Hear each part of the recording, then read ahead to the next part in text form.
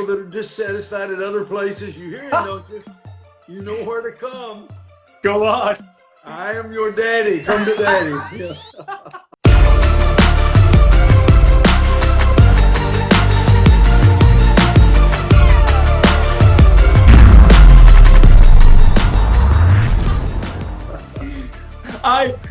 And you know what? I say all that because I'm like, literally, I graduated 2016, and in 2016, like, it was big. And then I came back, literally, my wife, she stayed an extra year. Well, she was finishing up school. And I went, and there was you built a whole new campus, like, attached to that. And the expansion, like, it never stopped. And like you said, you're transitioning, but you never slowed down, like, at all. How, like, I'm just trying to get in your mind of, how do you keep your vision sharp? Because it remains sharp, and it still remains sharp to this day. How do you keep it sharp so that in every season it feels like you're progressing in what you've been assigned to do? I don't know, man. I'm not good on vision. You know what I try to do? I just try to solve problems. There's always a problem in front of you. Solve the problem, and get that solved, and create a new problem, of course. And then you solve that problem, and then that'll create a couple of more problems. So you solve those problems. Yeah. And then you get down the road a few miles, and you look back, and it looks like you knew what you were doing. Come on.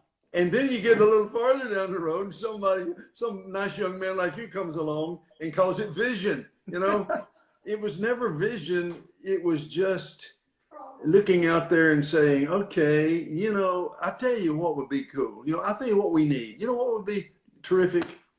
See that old ugly warehouse over there? If that were gone, and instead there were this nice building, and it was full of young men that God had brought here by his divine providence, and he has his hand on their lives, and some of them are running toward him. You were, when you came to lead, you were running to God. Yeah. Some of them are running away from God.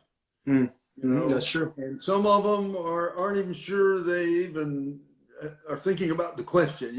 They just want to play intramural sports and join a club and meet a girl and get a degree. Yeah. But you look out there and you say, but God's got them all. God's got them all in His hand. He brings them all here, but they can't live in that warehouse. So you need to tear that thing down and build a dorm. There you go. Well, you can't build that with nothing. So you better go raise some money. Well, people are not just going to get in their car and come bring you money. So you better go ask them for money. Speaking of which, Eli, if you feel that need in your heart to send money, then I get the emails. We all get the emails. I'm not going to keep you from getting a blessing. But no, seriously. So you have to go raise some money. I never wanted to raise money.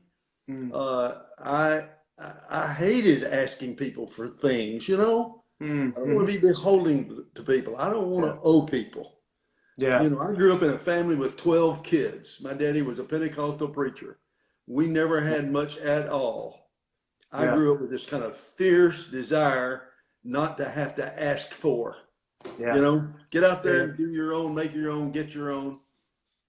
So what God did was He put me in a job where I'm asking people for stuff all the time because it's the only way to get it done. And so I had to gradually overcome that. And it took a few years for me to get to where I didn't dislike asking for money, Well, and let me say, I don't know how many people who might be listening or seeing this might be called to some kind of ministry, but any kind of ministry requires finances. It's money. It's not that preachers are money grubbers.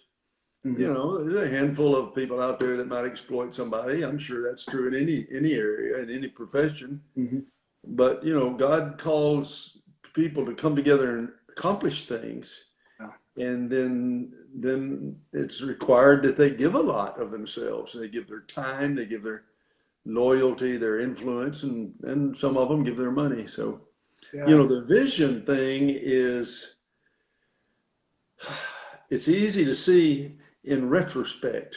Mm-hmm. Somebody said we live our lives in prospect and we understand our lives in retrospect. Mm-hmm. So my wife, Darlie, and I could look back after a few years and see things that happened in our lives before we ever came to Lee, Yeah. or before we ever became president of Lee, and could see God was preparing that for us.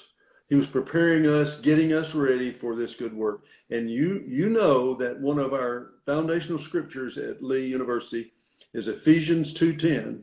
Mm-hmm. And the way that reads in the NIV is, for we are God's workmanship, Mm-hmm. created in Christ Jesus to do good works, Mm-hmm. which he has created them in advance for us to do.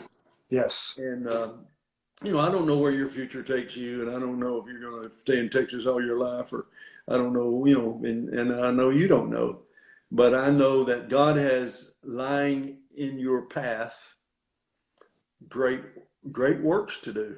He's already started working on them, and he's kind of pushed you in a direction toward them.